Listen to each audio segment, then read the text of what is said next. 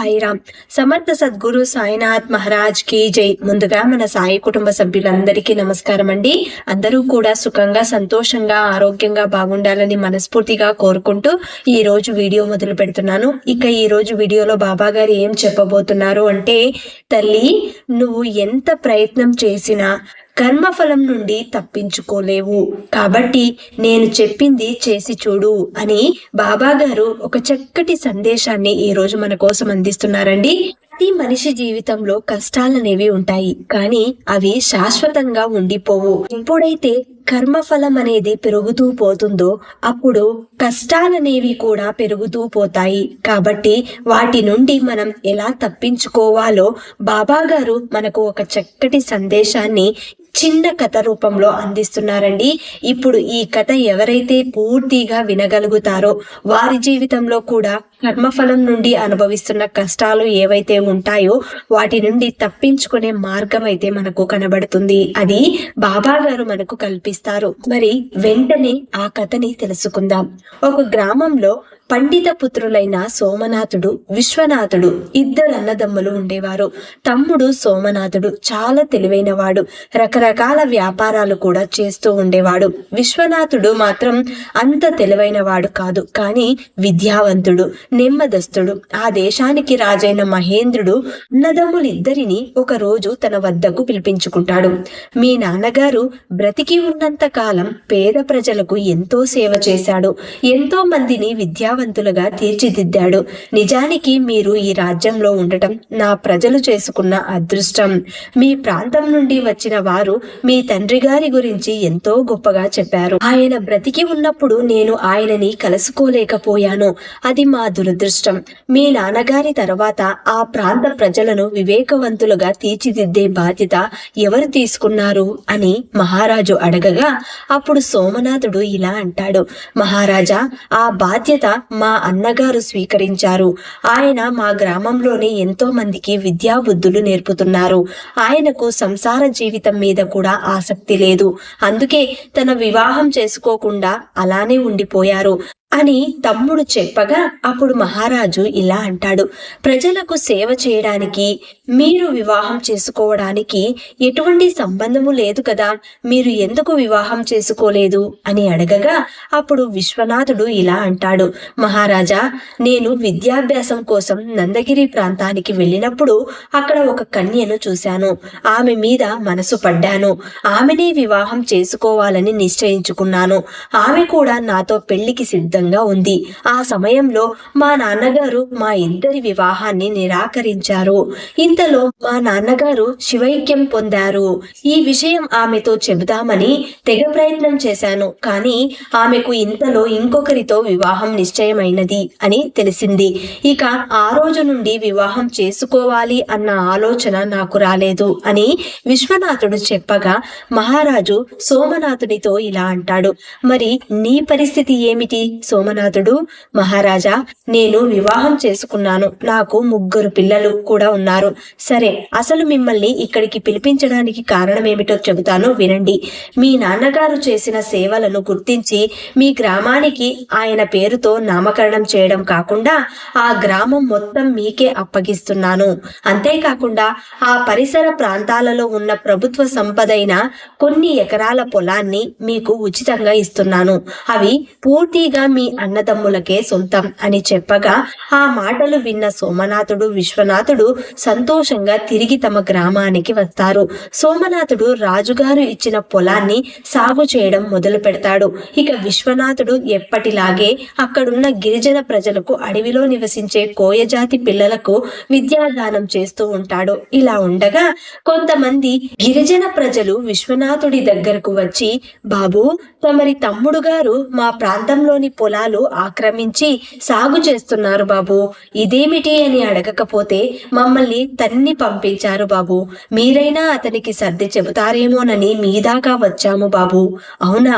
నా తమ్ముడు అటువంటి వాడు కాదు, ఒకవేళ పొరపాటున ఏమైనా జరిగిందేమో నేను మాట్లాడి చూస్తాను అని చెప్పి సోమనాథుడి వద్దకు వస్తాడు. ఒరే తమ్ముడు, నువ్వు గిరిజన ప్రజల పొలాలని ఆక్రమించి సాగు చేస్తున్నావని వారు నా వద్దకు వచ్చి నీ మీద ఫిర్యాదు చేశారు, ఇది నిజమేనా అన్నయ్య, నాన్నగారు మీరు ఈ ప్రజలకు మంచి చేయాలని ఉద్దేశంతో తాతలు సంపాదించిన ఆస్తిని పోగొట్టారు. నేను వాటిని తిరిగి సేకరిస్తున్నాను. నాన్నగారు గిరిజనులు బ్రతకడానికి ఆ పొలాన్ని దానంగా ఇచ్చారు. దానిని నువ్వు తిరిగి లాక్కోవడం కక్కిన కూటికి ఆశపడటం లాంటిదిరా. ఇది తప్పు. నీకు కావాలంటే మహారాజు గారు ఇచ్చిన ఆస్తిలో నాకు ఎలాంటి భాగము అవసరం లేదు. సంపాదించే శక్తి లేని వాళ్ళకి భాగం అడిగే అర్హత కూడా లేదు. రాజుగారు ఇచ్చిన ఆస్తి మొత్తం నా పేరున రాయించుకున్నానన్నయ్యా. అయినా నీకు ఎలాగో పెళ్లి పిల్లలు లేరు కదా, నువ్వేం చేసుకుంటావు? ఒరే తమ్ముడు, నువ్వు ఇలాంటి పని చేస్తున్నప్పుడు నన్ను ఒక్క మాట కూడా అడగాలి అనిపించలేదా నీకు? సరే, మన ఆస్తి విషయంలో నువ్వు ఏమైనా చెయ్యి. ఆ గిరిజనుల ఆస్తులను లాక్కోవడం భావ్యం కాదురా. వాళ్ల భూములు వాళ్ళకి తిరిగి ఇచ్చేసేయ్. అవునా? నాతో నువ్వు కయ్యానికి సిద్ధమైతే నేను కూడా సిద్ధం, కానీ భూములు తిరిగి ఇచ్చే ప్రసక్తే లేదు అని గట్టిగా వాదిస్తాడు సోమనాథుడు. కావాలంటే నువ్వు రాజుగారి వద్ద ఫిర్యాదు చేసుకో. సొంత అన్నని మోసం చేసిన వాడివి. ఇక ఆ గిరిజనులు నీకు ఒక లెక్క. సరే, ఆ అమాయక ప్రజలకు న్యాయం ఎలా చేయాలో నాకు తెలుసు, కానీ నువ్వు ఒక విషయం గుర్తు పెట్టుకో. మంచి చేస్తే మంచి జరుగుతుంది, అదే చెడు చేస్తే అనే విశ్వనాథుడు చెప్పబోతూ ఉండగా సోమనాథుడు చాలు చాలు చాలు, ఇక ఆపు. నీ విద్యాబోధనలు చిన్న పిల్లల వద్ద పెట్టుకో, నా దగ్గర కాదు అని అనడంతో ఇక విశ్వనాథుడు చేసేదేమీ లేక ఈ విషయం గురించి రాజుగారికి ఫిర్యాదు చెయ్యాలని తన గ్రామం నుండి నగరానికి బయలుదేరుతాడు. మార్గ మధ్యంలో సోమనాథుడు పంపిన కొంతమంది వ్యక్తులు వచ్చి అతన్ని కొట్టి అక్కడ పడేసి వెళ్ళిపోతారు. ఇక విశ్వనాథుడు కళ్ళు తెరిచేసరికి ఒక కోయగూడెంలో ఉంటాడు. నన్ను కాపాడినందుకు మీ అందరికీ కృతజ్ఞతలయ్యా. మీలాంటి గొప్ప మనిషి మీద చేయి చేసుకోవడానికి ఆ మనుషులకు చేతులెలా వచ్చాయో, మీ మీద దాడి చేసిన వారు ఎవరయ్యా అని అడుగుతారు ఆ కోయబాబు. బాబుగారు, మీరు ఆనవాళ్లు చెప్పండి చాలు, వాళ్ళని వెతికి పట్టుకుని మీ దగ్గరకు తీసుకొచ్చి పడేస్తాం. పరాయి వాడైతే పోరాడవచ్చు, తోడబుట్టిన వాడైపోయాడు. ఈ విషయాన్ని ఇంతటితో వదిలేయండి. మీ భూములన్నీ తిరిగి వచ్చే బాధ్యత నాది అని చెప్పి మరో 2 రోజులు అక్కడే విశ్రాంతి తీసుకుని తను ఒంట్లో శక్తి వచ్చిన తర్వాత తిరిగి రాజధాని నగరానికి బయలుదేరుతాడు విశ్వనాథుడు. నగరంలో మహారాజు గారి భవనంలో రాజు తన భార్య సులోచనాదేవితో మాట్లాడుతూ ఉంటాడు. దేవి, నువ్వు ఈ మధ్య పూజలు బాగా మితిమీరి చేస్తున్నావు. ఇందుకు కారణమేమిటో తెలుసుకోవచ్చా? మహారాజా, నేను చేస్తున్నవన్నీ మీకోసమే. మీరు ఇప్పటి వరకు ఈ రాజ్యానికి రాజు మాత్రమే. ఇక మీదట మీరు ఎన్నో రాజ్యాలను జయించి చక్రవర్తి అవ్వాలన్నదే నా కోరిక. అందుకే ప్రభు, ఈ పూజలు వీటిని ఏ ఆటంకము లేకుండా పూర్తి చేస్తే ఇక మీకు తిరుగు ఉండదు. ప్రతి యుద్ధంలోనూ విజయం నీది అవుతుంది. మీరు నన్నేమి ప్రశ్నించకండి. మీరు నేను చెప్పిన విధంగా చేయండి.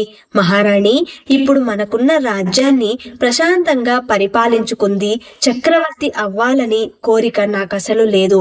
ఇప్పుడు ఏ యుద్ధము చేసే ఉద్దేశం కూడా నాకు లేదు. అలాంటప్పుడు మీరు ఎందుకు ఇలాంటి యజ్ఞాలు యాగాలు చేస్తున్నారు? అవి కేవలం యజ్ఞాలు యాగాలు అయితే పర్వాలేదు, కానీ తమరు ఏదో క్షుద్ర పూజలు కూడా చేస్తున్నారు అని నాకు తెలిసింది అని మహారాణితో మహారాజు అంటూ ఉండగా ఇంతలో అక్కడికి 8 ఏళ్ల రాకుమారుడు అమ్మా అంటూ రాణి వద్దకు పరిగెత్తుకుంటూ వస్తాడు. ఆమె దగ్గరికి తీసుకుంటూ ఇలా అంటుంది, చక్రవర్తి అవ్వాలని ఆశ మీకు లేకపోవచ్చు, కానీ నా కుమారుడిని చక్రవర్తిని చేయాలన్న ఆశయం నాకుంది. నాకు ఎంతో అవసరం. ఈ విషయంలో రాజు రాణితో ఎంతో చెప్పి చూస్తారు, కానీ ఆమె రాజుగారి మాటలు పట్టించుకోదు. ఇంతలో అక్కడికి ఒక భటుడు వస్తాడు. మహారాజా, అత్యవసరంగా మిమ్మల్ని కలవడానికి విశ్వనాథుడు అనే వ్యక్తి వచ్చి ఉన్నాడు అని చెప్పడంతో మహారాజు ఇక ఆమెతో వాదించలేక అక్కడి నుండి విశ్వనాథుడిని కలవడానికి వస్తాడు. విశ్వనాథుడు తన సోదరుడు తన పట్ల చేసిందంతా కూడా మహారాజుతో వివరంగా చెబుతాడు. మహారాజా, పేద ప్రజలు భూములు దోచేయడమే కాకుండా సొంత అన్న అయిన నా మీద కూడా దాడి చేయించాడు. మా తమ్ముడికి బుద్ధి చెప్పి ఆ పేద ప్రజలకు మీరే న్యాయం చేయాలి. దీని గురించి మేము పూర్తి వివరాలు సేకరించి నిర్ణయం తీసుకుంటామని మహారాజు అంటాడు. తిరిగి మీరు మీ గ్రామానికి వెళితే మీకు ప్రాణాపాయం కలగవచ్చు.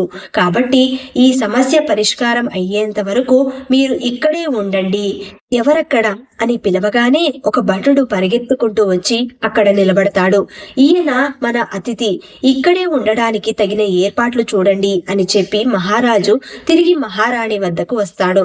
మహారాణి రాజభవనం వెనుక ఉన్న ఒక మండపంలో ఒక మాంత్రికుడితో కలిసి యజ్ఞం చేస్తూ ఉంటుంది. మహారాణి, మేము మీకు ముందే చెప్పాము, ఇటువంటివన్నీ ఇక మీదట జరగడానికి వీల్లేదు, ఆపండి అని మహారాజు త్వరలో మీకు చక్రవర్తి అయ్యే యోగం కనబడుతుంది అని ఆ మాంత్రికుడు అంటాడు. మీ చుట్టుప్రక్కల రాజ్యాలన్నీ మీ ఆధీనంలోకి వస్తాయి. మీరు తిరుగులేని చక్రవర్తిగా పేరు ప్రఖ్యాతలు సంపాదించుకోబోతున్నారు. చరిత్ర పుటంలో మీ పేరు శాశ్వతంగా నిలబడిపోతుంది. భవిష్యత్తు తరం రాజులు మీ పేరుని ఒక ఉదాహరణగా తీసుకుంటారు. పిల్లలు పాఠ్య పుస్తకాలలో మీ చరిత్రను పాఠ్యాంశాలుగా చేరుస్తారు. నేను చెబుతున్నది నిజం. అందుకే మహారాణి గారు చేస్తున్న ఈ యజ్ఞం ప్రయత్నానికి మీరు సహకరించండి అని ఆ మాంత్రికుడు చెప్పడంతో మహారాజు గారి మనసులో కూడా ఆశ మొదలవుతుంది. మహారాజా, చక్రవర్తి పదవిలో మీరు కూర్చుని ఉంటే, వివిధ రాష్ట్రాల రాజులు మీ ముందు మోకరిల్లి ఉంటే ఎలా ఉంటుందో ఒక్కసారి మీరు ఊహించుకోండి అని మహారాణి అనగానే ఆ మహారాజు నిజంగానే అదంతా ఊహించుకుంటాడు. అతనికి చాలా ఆనందంగా అనిపిస్తుంది. సరే సరే, నా కోసమే కదా మీరు ఇదంతా చేస్తున్నారు, అలాగే కానివ్వండి. అవును, చక్రవర్తి పీఠం దక్కాలి అంటే అంత సులభం కాదు మహారాజా. ఇప్పటి వరకు చేసిన యజ్ఞాలు ఒక ఎత్తు అయితే, ఇక ఇప్పుడు చేసే యజ్ఞం మరొక ఎత్తు. ఆ యజ్ఞం 3 రోజులు చేయాలి. అన్ని శక్తులను శాంతింపచేసి మన వశం చేసుకోవాలి. అలాగే ఈ 3 రోజులు మీకు యజ్ఞానికి కావలసిన అన్ని ఏర్పాట్లని నేను చేయిస్తాను. మీరు ముహూర్తం చూసి పూజ మొదలు పెట్టండి.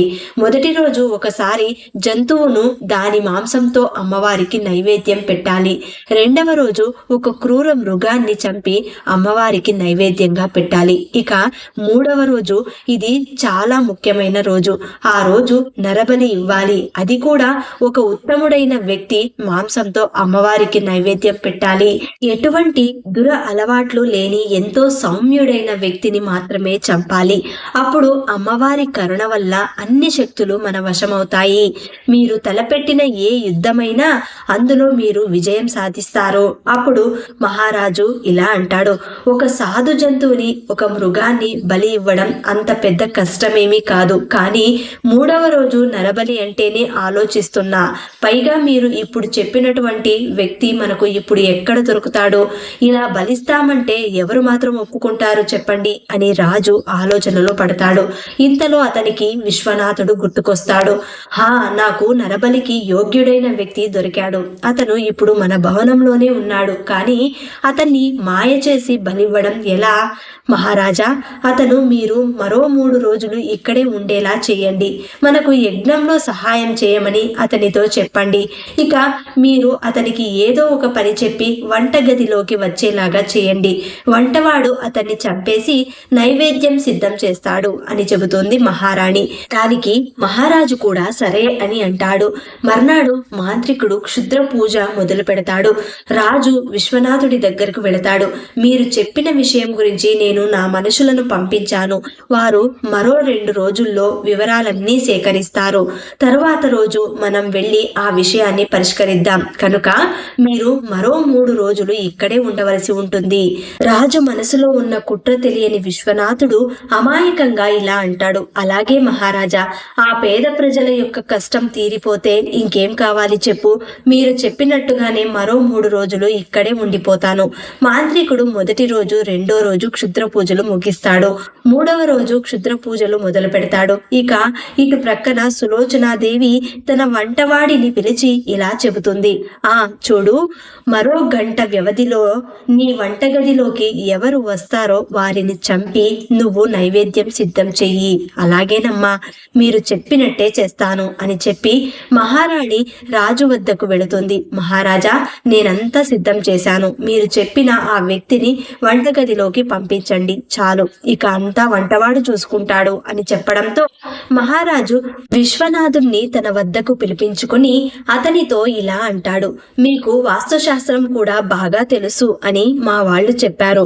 మీరు ఒక్కసారి మా వంటగదిలోకి వెళ్ళి అక్కడ అంతా సరిగ్గా ఉందా లేదా చూడండి. ఏవైనా మార్పులు చేయవలసి వస్తే చెప్పండి, చేయిస్తాను. మీకోసం వంటగదిలో మహారాణి గారు ఎదురు చూస్తున్నారు. మరి కొద్దిసేపట్లో ఆమె యాగం చేయనుంది కాబట్టి మీరు తక్షణమే వెళ్ళి ఆమెకు ఈ సహాయం చేయండి. తప్పకుండా మహారాజా, అలాగే చేస్తాను అని చెప్పి అతను వంటగది వైపు వెళుతూ ఉండగా అతని వద్దకు మహారాజు గారి కొడుకు వస్తాడు. నేను బంతితో ఆడుకుంటూ ఉంటే అది ఆ నూతిలో పడిపోయింది. దయచేసి దాన్ని కొంచెం తీసి పెట్టండి బాబు. నా కోసం మహారాణి గారు వంటగదిలో ఎదురు చూస్తున్నారు. ఆ పని పూర్తి అవ్వగానే నీ బంతిని తీసిస్తాను. మీరు రావడం ఆలస్యం అవుతుందని మా అమ్మతో నేను చెబుతాను. మీరు ముందు బంతి తీసి పెట్టండి అని చెప్పి ఆ బాలుడు వంటగదిలోకి పరిగెత్తుకుంటూ వెళతాడు. వంటవాడు మహారాణి చెప్పినట్టు ఆ వంటగదిలోకి ముందుగా వచ్చిన ఆ బాలుణ్ణి చంపేసి నైవేద్యం సిద్ధం చేస్తాడు.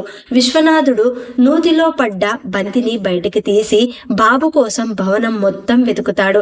చివరకు మహారాజు దగ్గరికి వెళ్ళి మొత్తం చెప్పి చిన్నబాబు కనబడటం లేదు అని చెబుతాడు. అది విన్న మహారాజు ఒక్కసారిగా హడలిపోతాడు. తన గుండె ఆగిపోయినంత పని అవుతుంది. చివరికి ఆ వంటగదిలోకి వెళ్ళింది తన కుమారుడే అన్న సంగతి మహారాణికి కూడా తెలుస్తుంది. అయ్యో, నా కొడుకుని నేనే చేతులారా చంపుకున్నానే, వాడి భవిష్యత్తు కోసం ఇదంతా చేశాను అని ఏడుస్తూ గుండె ఆగి అక్కడే చనిపోతుంది. ఈ విషయం తెలిసి మాంత్రికుడు అక్కడి నుండి పారిపోతాడు. ఇక మహారాజు దిగులుతో మంచం పడతాడు. ఇదిలా ఉండగా నందగిరి నుండి మహారాజు గారి అక్క అతనిని చూడవస్తుంది. అక్కడ ఉన్న విశ్వనాథుడిని చూసి ఆశ్చర్యపోతుంది. విశ్వనాథుడు పెళ్లి చేసుకోవాలనుకున్న కన్య ఆమెనే. ఇక అతని ద్వారా జరిగిన విషయమంతా తెలుసుకుని ఆమె కూడా ఎంతో బాధపడుతుంది. ఒకరోజు విశ్వనాథుడిని తన అక్కని పిలిచి మహారాజు ఇలా అంటాడు, నేను చేసిన తప్పుకి నాకు తగిన శిక్ష పడింది. ఇక ఈ రాజ్యం నేను పాలించలేను. ఆ అర్హత కూడా నేను కోల్పోయాను. నీలాగే మా సోదరి కూడా ఒక వ్యక్తిని మనసులో పెట్టుకుని వేరే వాళ్లను వివాహం చేసుకోలేక అలాగే ఉండిపోయింది. మీరు ఏమీ అనుకోకపోతే మా సోదరిని వివాహం చేసుకుని ఈ రాజ్యాన్ని పరిపాలించండి. ఈ రాజ్యానికి రాజువై నువ్వే పరిపాలించు అని చెప్పి విశ్వనాథుడికి ఆమెను ఇచ్చి వివాహం చేసి ఆ దేశానికి రాజుని చేస్తాడు. ఇక తనకు వచ్చిన అధికారంతో తమ్ముడు ఆక్రమించుకున్న పొలాలను పేద ప్రజలకు ఇప్పిస్తాడు విశ్వనాథుడు. ఇక తర్వాత పారిపోయిన ఆ మాంత్రికుణ్ణి వెతికి తీసుకొస్తారు. అతనిని చూసి విశ్వనాథుడు ఇలా అంటాడు, ప్రస్తుతం మనం చేసే పనులను బట్టి భవిష్యత్తు ఆధారపడి ఉంటుంది. మనం మంచి ఆలోచనలు చేస్తే అంతా మంచి జరుగుతుంది. ఇలా క్షుద్ర పూజలు చేయటం వల్ల కాదు, ఇతనిని జీవిత ఖైదీ చేయండి అని ఆజ్ఞాపిస్తాడు విశ్వనాథుడు. అలా మహారాజు దురాశతో తాను చేసిన కర్మఫలం వలన తన కుటుంబాన్ని జీవితాన్నే కోల్పోతాడు. ఇక విశ్వనాథుడు కర్మఫలంతో ప్రేమించిన యువతిని పెళ్లి చేసుకోవడమే కాకుండా మహారాజు కూడా అవుతాడు. దీన్ని బట్టి బాబాగారు ఏం చెప్పబోతున్నారు అంటే, కర్మ ఫలం అనేది మనం చేసే పనులను బట్టే ఉంటుంది. ఆ పనులనేవి మనం ఎలా చేస్తే ఆ విధంగా ఆ కర్మఫలం అనేది మన చుట్టూ తిరుగుతూ ఉంటుంది. ఎవరైతే మంచిని మాత్రమే నమ్ముకొని ఉంటారో అలాంటి వారికి ఆ భగవంతుడు ఎప్పుడు కూడా సదా తోడు ఉండి కాపాడుతూ వస్తాడు. ఈ కథలో విశ్వనాథుడు కేవలం మంచి మాత్రమే చేస్తూ వచ్చాడు. లేని వారికి విద్యని దానం చేశాడు, అంటే తనకున్న జ్ఞానాన్ని దానం చేశాడు. కాబట్టి అతను ఎన్ని కష్టాలు ఎన్ని అవస్థలు పడినా కూడా ఆఖరిగా తను ప్రేమించిన అమ్మాయిని కూడా దక్కించుకొని ఆ రాజ్యానికి రాజు అయ్యి ఏలుతున్నాడు. కాబట్టి భగవంతుడు ఎప్పుడూ కూడా ఒకటి చెబుతూ ఉంటాడు, మంచన్నది ఎవరైతే నమ్ముకొని ఉంటారో వారికి ఎప్పుడూ కూడా మంచే జరుగుతుంది. వారు ఎన్ని అష్ట కష్టాలు పడినా కూడా ఆఖరిగా మంచితనమే గెలుస్తుంది అని బాబా గారు ఈ కథ ద్వారా మనకు హితబోధన చేశారు. వింటారండి. ఈ కథ నచ్చిన వాళ్ళందరూ కూడా శ్రద్ధా సబూరి అని కమెంట్ చేయండి. అలాగే ఈ వీడియోని అందరికీ అందేలాగా షేర్ చేయండి, లైక్ చేయండి. ఇంకా ఎవరైనా కొత్తగా మన ఛానల్ని చూస్తున్న వాళ్ళు ఉన్నట్లయితే దయచేసి సబ్స్క్రైబ్ చేసుకొని సపోర్ట్ చేయండి ఫ్రెండ్స్. మళ్ళీ రేపటి వీడియోలో కలుసుకుందాం. అంతవరకు సెలవు. సర్వే జన సుఖినో భవంతు. సర్వం శ్రీ సాయినాథార్పణమస్తు.